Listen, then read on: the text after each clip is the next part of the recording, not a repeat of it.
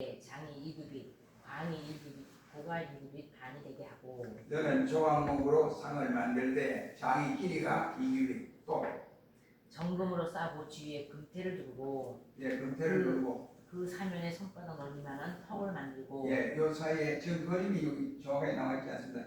손바닥만한 넓이의 턱을 만듭니다. 그 턱 위에 금으로 태를 만들고. 금으로 태를 만들고 그것을 위하여 금고리 넷을 만들어 그 네 발 위에 네 무퉁이에 달되. 여기 다는 것은 제사장들이 내고 다니도록 달고 금고리를 넣어요.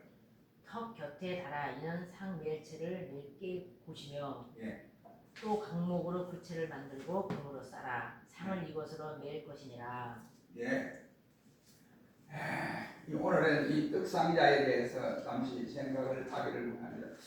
우리가 이 떡상자에 들어가기 전에 먼저 우리가 동편문을 열고 들어가면 만나는 장소가 놋제단입니다. 이 놋제단 다음에 물동경이 있고 여기가 성전뜰이에요. 성전뜰인데 여기가 성전뜰이고 성전 바깥뜰이라고 하는데 이 성전뜰에 이제 많은 백성들이 여기에 제사를 드리러 오는 상황에 있습니다. 그때 제사를 드리러 오는데 여기에 그러면 이스라엘 남자만 오느냐, 이곳에 이스라엘 남자만 오느냐, 아니면 여자와 함께 이스라엘 백성들이 다 올 수 있느냐, 여러분 어떻게 생각합니까? 남자들만 옵니까? 아니면 여자들도 함께 갈 수 있습니까? 이때 이것은 남녀 모두가 이스라엘 백성이면 누구든지 간에 이 뜰에 나와서 제사를 드리도록 함께 하도록 되어 있습니다. 그래서 이 뜰에는 찬양대가 구비되어 있습니다. 그래서 찬양대가 찬양을 하고 이런 상황이 있습니다. 그리고 제사장이 이와 같이 동편문을 열고 들어온 백성들을 이 뜰에 두고 그 다음에 저들이 가지고 온 이 짐승을 잡아서 노제단에 드리고 노제단에 드리니까 양이나 이 소나 이런 거 짐승을 잡아오면 제사장의 손에 피가 묻잖아요. 피가 묻죠. 그 피가 있는 대로 그냥 성소에 들어가면 큰일 납니다. 제사장이 죽어요. 그러니까 어떻게 되냐, 이 성소에는 하나님의 역사만 일어나는 거룩한 장소이기 때문에 깨끗한 손으로 깨끗한 몸으로 가야 돼요. 그러니까 이게 또 여기는 사막이기 때문에 다니니까 제사를 드리러 다니니까 먼지가 발에 묻을 수도 있습니다. 그래서 이 놋제단에 있는 그 피를 물두멍에서 깨끗이 씻고 발도 씻어서 그 다음에 어디로 들어가냐, 이 성소에 들어가요. 성소에 들어가면 성소는 어떤 장관이 이루어지냐면 중간에 우리가 배웠던 대로 분향단이 놓여져 있습니다. 분향단은 바로 뭐냐면 바로 속죄소 맞은편에 바로 성비막 앞에다가 놓아요. 그게 중앙에 놓는 거예요. 속죄소가 여기면 바로 이 중앙에 놓고 그 다음에 오른쪽에는 진설병상, 오늘 우리가 공부할 수 있는 진설병상을 놓고 왼쪽에는 우리가 등대를 놓게 되어 있습니다. 이것이 바로 오늘 우리가 이 말씀할 것인데 오늘 보면 이게 진설병상입니다. 이게 진설병상인데 여기 그림에는 이와 같이 6개 이렇게 떡이 6개 이렇게 구비되어 있는데 그림이 여기 조금 문제가 있습니다. 이렇게 되어 있습니다. 그래서 오늘 진설병상을 공부를 하면서 우리가 그동안 말씀을 통해서 배운 것을 다시 한번 생각하면서 동편문을 열고 들어서면 성막뜰에서 이루어져 그 뜰에서는 아까도 말씀을 하신 대로 바로 번제단과 물두멍이 있는데 더러운 우리의 손과 발을 씻어서 성소에 들어가야 됩니다. 그래서 히브리서는 이것을 일러서 바로 성소를 일러서 제1장막이라고 이렇게 말해요. 성막 혹은 장막이라고. 그 다음에 지성소, 바로 하나님의 법궤가 있는 그것을 제2성막, 아니면 성소하고 이렇게 표현하기도 했습니다. 그런데 이 성막들의 이곳에는 이스라엘 백성은 누구나 들어갈 수 있습니다. 그러나 들어가지 못하는 사람이 있습니다. 그 사람이 누구냐? 이방인들은 어떤 경우에도 그는 성막들에 들어갈 수 없게 되어져 있습니다. 다만 이방인들은 들어갈 수 없다 이 말입니다. 여기서 성막들에서 찬양대가 찬양으로 영광을 돌리고 제사장은 제사의 임무를 잘 수행하는 이런 장소에 있습니다. 그러나 첫 장막 곧 성소에는 제사장들만이 들어가지 백성이 뒤따라 들어갈 수는 없습니다. 성소는 제사장이 매일매일 출입을 하면서 덕불을 켜고 촛대를 켜고 그 다음에 거기가 이 촛대가 이와 같이 꺼지지 않았냐, 불이 심지가 높아서 회가 나지 않았냐, 그러면 그것을 이 회를 조정을 하고, 그 다음에 회가 있으면 지켜놓고 회를 잘라내고 이렇게 합니다. 그 다음에 떡을 분향장에 떡을 넣고, 그 다음에 향단에 향을 피워서 분향을 하게 되어 있습니다. 그러나 지성소에는, 마지막 그 지성소에는, 하나님의 법궤가 들어있는 그 지성소에는 제사장도 들어갈 수 없습니다. 대제사장만 들어갑니다. 그래서 대제사장은 아무도 안 들어가요. 왜냐면 잘못 들어가면 자기 자녀 죽으니까. 그래서 신진을 뽑아서 바로 당첨이 된 사람만이 대제사장으로서 성소에 1년에 한 번 딱 들어갈 수가 있게 되어집니다. 왜 그럽니까? 이 바깥에서는, 지금 뜰에서는 찬양도 드리고 이와 같이 남자, 여자, 유대인들 다 와서 하나님 앞에 제물을 드리고 이와 같이 시끄럽습니다.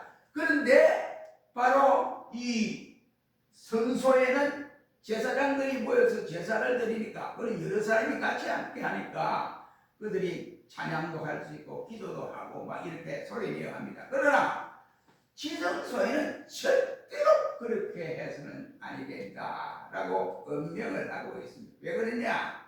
너희는 하나님 앞에 잠잠하라 라고 말합니다. 하나님만이 계시는 장소이기 때문에 제사장도 거기는 찬송의 소리를 낼 수가 없고 기도의 소리도 낼 수가 없는 장소가 되는 것입니다. 그럼 오늘은 우리가 이 진설병상 떡상자를 통해서 잠시 은혜를 받기를 원합니다. 이 떡상자의 비유는 무엇을 말하는 것입니까? 진설병상은 쉽게 말하면 떡을 올려놓는 상이다 라고 말을 할 수 있습니다. 그 재료는 조각목인데 금으로 싸서 이렇게 하라 라고 말씀을 하는데, 그 금은 이와 같이 정금으로 하라고 말씀을 하고 있습니다. 그래서 이 상에는 항상 진설병상이 놓여져 있습니다.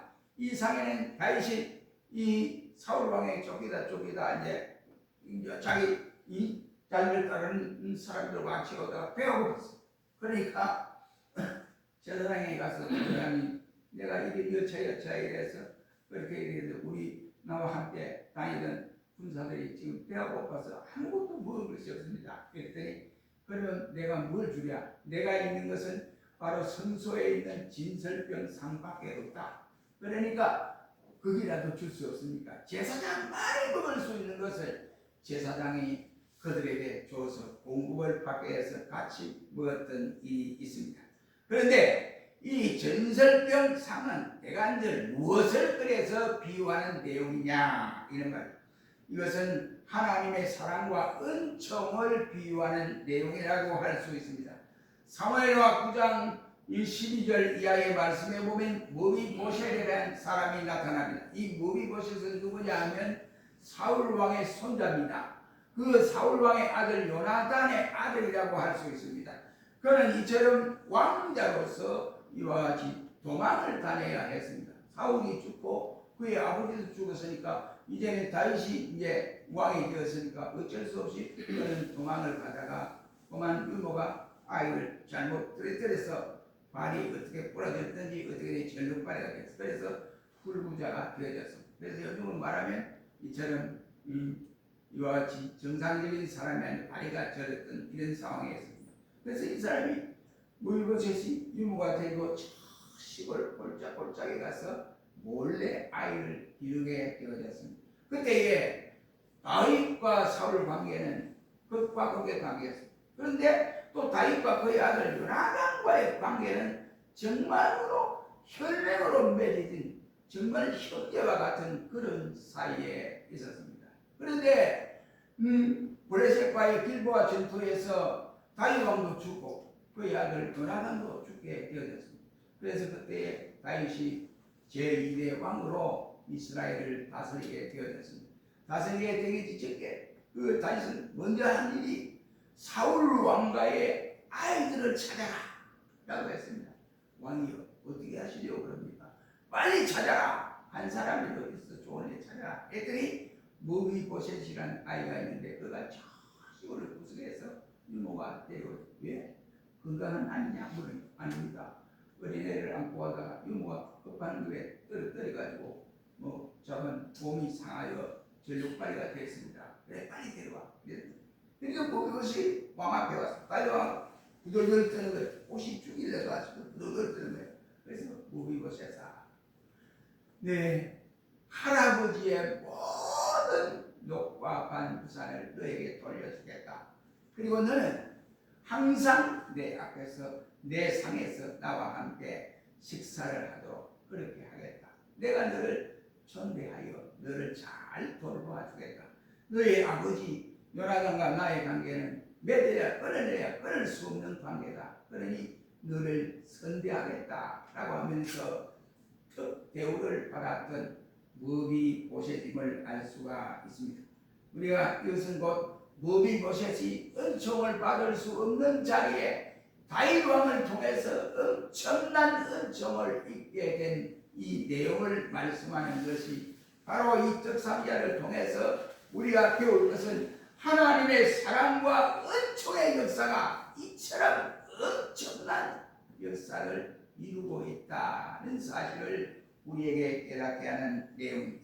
사무엘하 9장 7절 이하의 말씀에 보면 내 조부 내 사울의 밭을 내가 다 돌려주겠고 너는 항상 나와 함께 식사 자리에 함께 할 것이다 라고 했습니다. 이것은 왕자도 아닌데 이렇게 특대우려라는 것은 이와 같이 다윗이 요나단과의 관계에 있어서 맺어내야 끊어내야 끊을 수 없는 그 관계로 이와 같이 자기 아들에게 베풀어준 모습이라고 할 수 있습니다. 이처럼 이 상은 사랑과 은혜를 상징하는 비유하는 내용입니다. 그렇다면 이스라엘 백성들을 이와 같이 대표해서 성소에서 제사를 지내는 제사장은 바로 진설병상을 통해서 하나님과 깊은 사랑의 은총을 입고 그리고 하나님과의 사랑의 교통이 이루어지는 장소가 바로 진설병상이라고 말을 할 수 있습니다. 그렇다고 한다면 신자가 이 세상 살아가는 가운데 풍성한 삶을 살아갈 수 있는 요새는 어디에 있느냐? 하나님과의 바른 관계를 맺고 살아가야 한다 이 말이에요. 세상의 관계를 맺어서는 절대 안 됩니다. 신자는 하나님과의 바른 관계를 맺어야 그것이 정상적으로 풍성한 삶을 살아갈 수 있다고 하는 내용을 우리에게 말씀해 주심으로써 그렇다면 우리는 하나님과의 관계가 내가 하나님과의 관계가 어떤 관계를 이루고 있는가 하고 우리는 깊이 깨달아지는 시간이 되어야 될 줄 압니다. 그리고 이 진설병상의 두 번째 비유에 대해서는 출애굽기 25장 30절에서 말씀을 하는데 진설병상 위에 있는 떡은 무엇을 그런 비유한 것이냐? 이 떡은 곧 예수 그리스도를 나타내주는 내용의 말씀입니다. 주님이 신약 성경에 나타난 신약에 오신 예수님을 비유해서 구약에 이렇게 진설병상을 말씀합니다. 예수님이 탄생한 장소가 어디입니까? 예수님이 탄생한 장소 어디예요? 유대 땅 어디죠? 베들레헴. 베들레헴은 이름 그대로 그 뜻이 떡집입니다. 떡집. 그러니까 베들레헴이 그 당시에 조그마한 도시, 지금도 그다지 크지 않습니다. 베들레헴 시가지가 있는데 그런데도 그 베들레헴이 조그마한 이 시골에 떡집이 된 이곳에 예수님께서 태어난 장소다. 그래서 예수님이 태어난 장소와 이 뜻이 동일하다. 예수님은 뭡니까? 이 세상에 오신 우리에게 살리러 오신 떡이다. 생명의 떡이시다.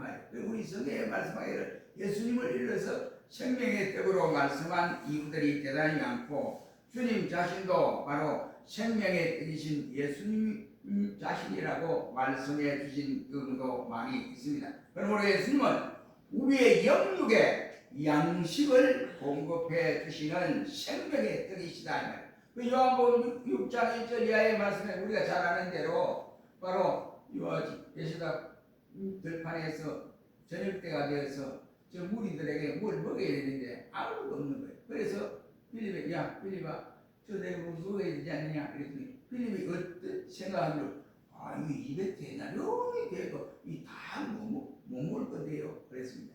그런데 그때 안드레가 이처럼 어린아이가 가져온 떡을 가져왔습니다. 그리고 고기라도 내봐야 우리를 말하면 멸치 조금 큰거 다섯 마리 가요. 그래서 500을 가져와서 이것밖에 없습니다. 그랬더니 주님이 그것을 받아들고 축복 기도를 한 후에 5,000명을 먹이고 부스러기가 몇 강준이 모여있어요? 12강준이나 부스러기를 모이게 했다라고 했습니다. 저 광야에서 이스라엘 백성들이 아침마다 바로 이와 같이 진 주에서 저들이 때로는 만나를 먹기도 했습니다. 그래서 만나를 먹었던 그것이 바로 생명의 떡 예수 그리스도를 나타내주는 내용이라고 할 수가 있습니다. 그 증거가 요한복음 6장 48절로 51절 말씀에 보면 예수는 하늘로서 내려온 산떡이라고 말씀을 해주셨고, 요한복음 6장 53절로 56절 말씀에는 내 살은 참된 양식이요 내 피는 참된 음료라고 말씀을 해주시고 있습니다. 그렇다고 한다면 바로 인자의 살을 먹지 아니하고 인자의 피를 마시지 아니하는 사람은 나와는 아무런 상관이 없다고 주님 말씀하시면서 너희 속에 생명이 없다라고 말씀을 했습니다. 내 살은 참된 양식이요 내 피는 참된 음료로다 라고 말씀을 하심으로써 여기에 진설병에 나타나는 이 떡은 바로 장차 신약에 나타날 생명의 떡이신 예수 그리스도를 나타내주는 비유의 말씀이다 이런 말입니다. 그러면 또 이 떡은 무엇을 또한 말하느냐? 두 번째는 이 떡은 마태복음 4장 4절 말씀에 예수님께서 직접 말씀, 사람이 떡으로 살 것이 아니요 하나님의 입으로 나오는 모든 말씀으로 살 것이다 라고 말씀해 주심으로써 이 떡은 곧 하나님의 말씀임을 말씀하고 있습니다. 인간 사회에서 우리가 보건대 육신의 양식이 떡이라고 한다면 우리의 영혼의 양식은 바로 그 양식은 무엇이라고 할 수 있습니까? 곧 하나님의 말씀이다 라고 할 수 있습니다. 그렇다면 방금 읽어드렸던 요한복음 6장의 말씀대로 인간은 육신적인 양식만을 먹고는 살 수가 없습니다. 그러므로 우리는 레위기 24장 8절 9절 말씀에 보면 세상에는 진설된 떡은 바로 매 안식일에 제사장들이 먹을 양식으로 사용되어졌습니다. 그러므로 제사장이 이 떡을 일주일마다 한 번씩 교체하는데 그 떡은 제사장의 양식으로 제사장이 둘러서서 이와 같이 담화를 하면서 둘러서서 이와 같이 먹기도 했습니다. 그렇다면 이 떡을 먹을 때 누룩을 넣지 않는 것이 특징이라고 말을 할 수 있습니다. 다른 말로 표현하면 이 떡에는 다른 양념을 넣어서 먹어서는 아니 된다 라는 이러한 말씀이 되겠습니다. 이는 곧 인생은 생명이 되신 하나님의 말씀만 먹고 살아야 된다는 말씀을 예표하고 있는 내용입니다. 다른 것은 절대로 먹을 수 없습니다. 오늘날 신약 성도들이 매일매일마다 주일에 나와서 무엇을 먹습니까? 하나님의 말씀인 성경의 말씀을 설교를 통해서 우리가 먹고 있지 않습니까? 그러나 분명한 것은 하나님의 말씀이 우리 내 영혼의 양식이라고 하는 이것을 확실히 믿고 깨닫고 은혜 받는 성도들에게는 주일이 얼마나 중요한가 하는 것을 우리 스스로 깨달아질 수 있게 되는 것입니다. 또 제사장들 이 진설병상 주위에서 둘러서서 진설병을 먹으면서 교제를 하도록 이렇게 했습니다. 이는 곧 번제단 역사인 예수님의 피로 바로 씻음받은 신자가 바로 말씀의 물두멍에서 깨끗하게 씻고 성화된 상태에서 바로 성소에서 신자들끼리 함께 모여서 교제하며 하나님께 예배를 드리는 곳이다 라고 말을 할 수가 있게 됩니다. 그런데 오늘날 우리가 예배의 모습을 보십시오. 안타깝게도 예배는 정말로 우리가 보면 좀 소위 좀 극심하게 말하면 이게 예배를 드리는 것이 무당 부닥거리를 하는 것이 말이 안 되는 이런 모습을 볼 수가 있지 않습니까? 우리 시편 기자에 보면 시편에 하나님 앞에 드리는 악기를 통해서 동원해서 악기로 하나님 앞에 예배를 드리는 일이 있는데 거기에 불이 나옵니까? 북으로 쳤다 이 말이 나옵니까? 신발질을 가지고 땅땅 하고 뭐 질이 나옵니까? 그렇지 않습니다. 경건한 악기로 하나님 앞에 연주를 해서 하나님의 영광을 드러내도록 찬양을 드리겠습니다. 그런데 요즘 한국 교회 예배를 드리면 이게 어디서 가는 거예요? 그러니까 신신학자들이 들어와서 공부를 하고 예배에서 들어와가지고 막 꿍짝꿍짝 하니까 그래. 꿍짝 인간의 감정을 건드리는 거예요. 예배 시간에 보세요. 그러면 신발장을 쨍 하고 그다음에 쿵딱쿵딱 하니까 재미가 있습니까? 여러분 생각 어땠어요? 야, 이게 예배인가? 이래 되는가? 이런 생각을 해보시지는 않았느냐 이 말이에요. 그러니까 신자의 혼을 빼놓는 경우들이 대단히 많습니다. 예배에 양념을 넣지 말아라 이런 말입니다. 바로 이와 같이 교제에 양념을 넣어서는 절대로 안 되는 말입니다. 찬송에 양념을 넣어도 안 되고, 여기 진설병을 통해서 우리가 깨달을 수 있는 것은 기도에도 양념을 넣지 말아라. 왜 양념을 넣어서 잔탕을 만드느냐 이런 말. 순수한 그대로를 하나님 앞에 올려드려라 이런 말. 그 다음에 이 진설병 상은 제사장들은 써서 먹었다. 그 자리에 뭐 의자도 없습니다. 그래서 그 자리에 서서 성소에 서서 그냥 둘러서서 저들이 그 떡을 먹게 되어 있습니다. 왜 그러면 저들이 그 자리에 의자도 갖다 놓지 아니하고 서서 그것을 먹게 했느냐? 이것은 앉아서 먹을 의자도 없이 만들었느냐? 이것은 다만 저들이 서서 먹으려고 하는 이 사실은 왜 그랬습니까? 성막에 이와 같이 모든 제사를 시행하는 봉사는 어디 하느냐? 천천히 하는 것이 아니라 즉시 시행하라는 내용의 말씀이라고 할 수 있습니다. 언제 어느 때 하나님이 떠나라고 할지 모르니까 저들이 그 명령만 떨어지면 즉시 모든 것을 다 철수해서 시행해야 하니까 저들이 언제 지체할 그런 시간이 없습니다. 다만 하나님만이 그 시간을 가지고 조정하기 때문에 그런 기둥이 움직이면 저들이 다 철수를 해요. 각 분야별로 지파별로 다 대장이 되어 있습니다. 그래서 그 지파별로 다 철수해서 광야를 또 써놔야 되는 이런 상황이니까 성소에 있는 제사장들이 떡을 먹을 때 앉아서 앉아서 노닥거리고 그럴 시간이 없다 이 말이에요. 그래서 서서 저들이 즉시 시행하기 위한 내용이다. 그렇기 때문에 우리 신자들도 하나님의 말씀에 하라고 하면 즉시 아멘으로 시행해야 될 것을 우리에게 교훈해 주고 있습니다. 평안히 앉아 먹지 못하게 의자가 없게 되어 있습니다. 교회 와서 편하기 위해서 온다고 한다면 그 사람은 아직도 착각 속에 살아가는 사람이다 라고 말을 할 수 있습니다.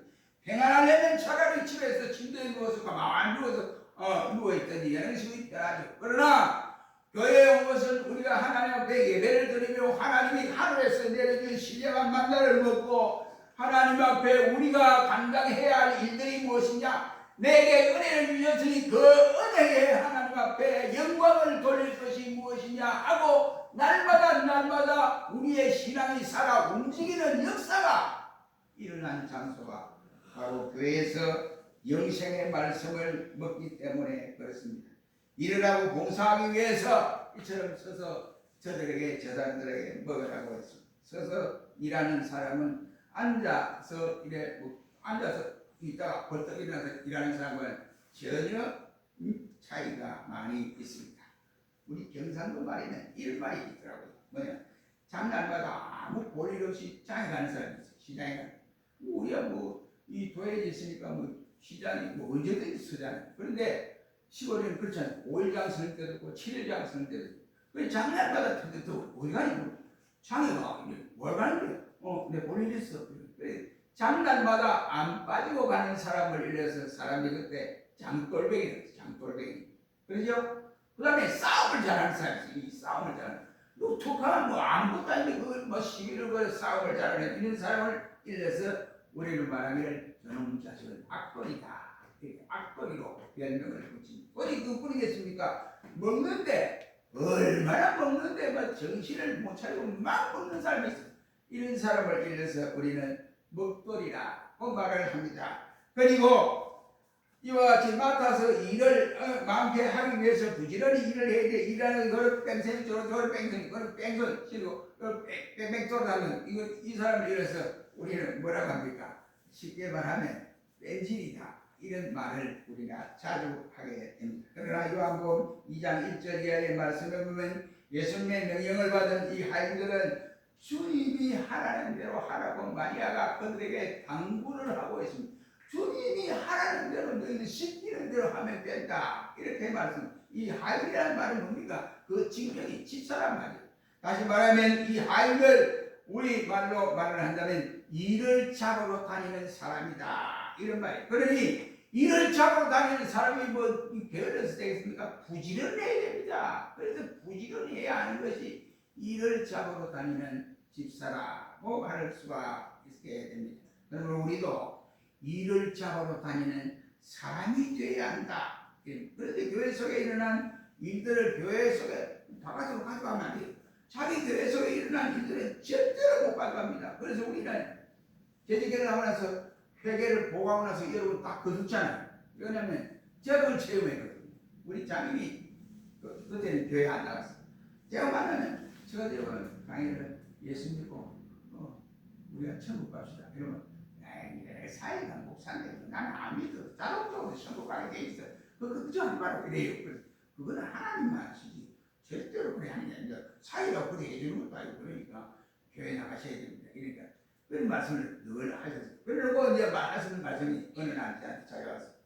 자네 내 사이가 아닌가. 그러니까 내가 12월 때 되니까 연말 정산을 해야 되니 연말 정산 좀 해주게 이래요. 그래서 공금도 한 번도 하시지 않고 교회도 안 나오신 분이 무슨 연말 정산을 해주란 말입니까? 그랬더니 우리 옆에 있는 큰 교회는 내가 해주려니까 해주겠다는데 내 원하는 대로 다 내가 해주겠다는데 왜 사인되면 그래 안 된다 하냐? 그러면 안 되지요. 그러니까 장인어른이 우리 교회 와서 헌금을 했다면 헌금해 그대로 해드리겠습니다. 헌금도 안 했는데 내가 뭘 해드리는 거야? 그래 해줄 수 없습니다. 그랬더니 화가 나서 그래? 이래서 그런데 이제 한 달이 지나고 두 달이 지나고 한 서너 달이 지나고 나니까 이 양반이 돌아다니면서 야 우리 사회가 최고야 우리 사회가 최고 막 이제 자랑을 하고 다니는 거예요. 왜 최고냐 안 보니까 야그 연발정산하고 봤더니만은 우리 사회가 예수도 안 믿고 흥분도 안 하는데 뭘 해주느냐고 난 해줄 수 없다고 딱 잘라 말하더라고요. 그리고 그 교회 가니까 그냥 자기 원하는 대로 해주더라는 거예요. 그래서 그런 말씀을 아직 들은 일이 있습니다. 여러분 우리가 하나님의 일을 하는 데 있어서 우리가 이와 같이 하는데 그 말씀하기를 그 교회 내용을 세세하게 했어요. 교회는 안 가는데도 목사 사례 얼마 주고 그 다음에 헌금에서 얼마 나온 데서 얼마를 주고 막 이렇게 세세하게 했죠. 그러니까 복음을 전해도 복음이 안 들어가요. 복음이 안 들어가요. 교회 사정을 너무 잘하니까. 그래서 우리는 회개 딱 끝나고 나면 싹 걷어들여서 딱 교회에 일어난 사건은 바깥으로 물고 나가면 안 돼요. 그러면 절대로 하나님의 역사는 하지 않습니다. 남이 역사하는 게 있어요. 하는 게 있습니다. 그러므로 교회는 교회 내에서 문제를 해결해야 된다. 그래서 신자들 가운데는 일을 만드는 사람이 있고 일을 이와 같이 만드는 사람 가운데 일을 하지 못하도록 이렇게 하는 경우도 있다. 그래서 이 떡상자는 뭐냐? 교제를 성육의 제사장들이 교제를 이루어 나간 것처럼 우리 역시도 바로 일을 하나님의 일을 열심으로 찾아다니는 사람인데 일을 찾아다니지 하고 도리어 방해하고 일을 이와 같이 만들어내는 사람이 되어서는 안 된다. 이것을 말씀하고 있습니다. 사랑하는 성도 여러분, 떡상자에 대해서 여러 가지 또 비유의 말씀이 많습니다. 그것은 다음 시간에 하고 우리가 분명코 해야 할 일은 이 떡상자를 통해서 우리에게 주는 것은 이것은 생명의 떡이신 예수님 신약에 나타날 예수님을 비유해서 나타내 주는 말씀이고 또 우리는 그 주님의 입에서 나오는 그 말씀 하나님의 말씀을 먹고 우리가 영생의 양식을 얻으면서 영육간의 주의 백성으로서 우리가 감당해야 할 일이다. 그러므로 세상의 양식을 풍족히 먹는 것이 아니라 하나님 말씀을 풍족하게 먹고 살아야 한다는 사실을 깨닫고 우리 모두가 이에 전념하는 성도들이 되시기를 주의 이름으로 축원합니다. 기도하겠습니다. 거룩하신 주님, 우리가 해야 할 일도 많고 가야 할 일도 많고 받은 사명도 대단히